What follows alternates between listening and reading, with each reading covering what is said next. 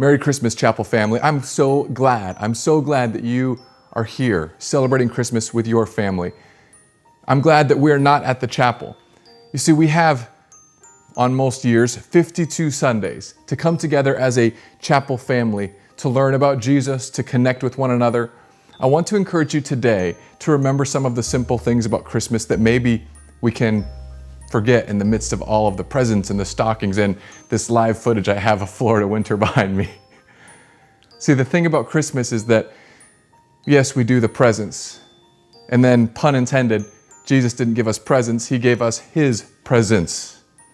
And I would hope that today, and I would hope that going forward, we as a chapel family could focus on what it means to mirror the presence of Jesus in the lives of our friends, families, neighbors, coworkers, and those that God has put into our lives. I would encourage you today to make it awkward. If we can do anything well as a chapel family, we are excellent at doing awkward. Do you guys remember the awkward hug of 2019 where I challenged all of us to hug one another for just a little bit too long? It was awkward. There were some people that rejoiced, you know who you are.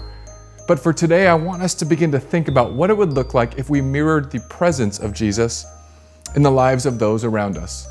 We don't even have to go out past our first inner circle, but go to what the Bible would call your oikos, those 8 to 15 people who God has already put in your life. And make sure that when you see them, you mirror the presence of Jesus in their lives.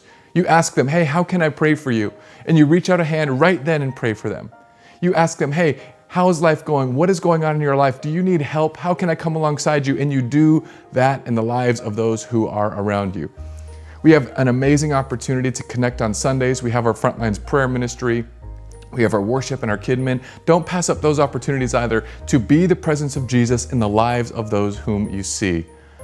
You see, there are plenty of people who will come to church next week and the week after because it's their New Year's resolution. They want to reconnect with God. But part of what I think we can miss sometimes as a church, a capital C church, not just the chapel, is that every person coming in is longing for the presence of Jesus. And Jesus put His presence inside of you. The Holy Spirit gives you the ability, gives you the discernment and the compassion and the power and the authority to walk into someone's life and bring them up and lift them up toward faith and love and charity and kindness, all the Christmassy things. So today, make it awkward, chapel family. Reach out to that family member and just pray for them. I'm not saying that you have to do those big, long prayers, but reach out and say, God, I thank you for my Uncle Billy Bob. God, I thank you for my mom. God, I thank you for my dad. God, I thank you for my brother, my sisters, my uncles, my cousins, and leave the prayer at that. But let your presence be a blessing to those in your life. I hope you have a Merry Christmas. I'm looking forward to seeing you all next week. Don't forget today, if you're in your living room and boxes are everywhere, break down those boxes, throw them in the back of your car because next week our kids need them for Fort Day. I love you all. Merry Christmas. Grace and peace.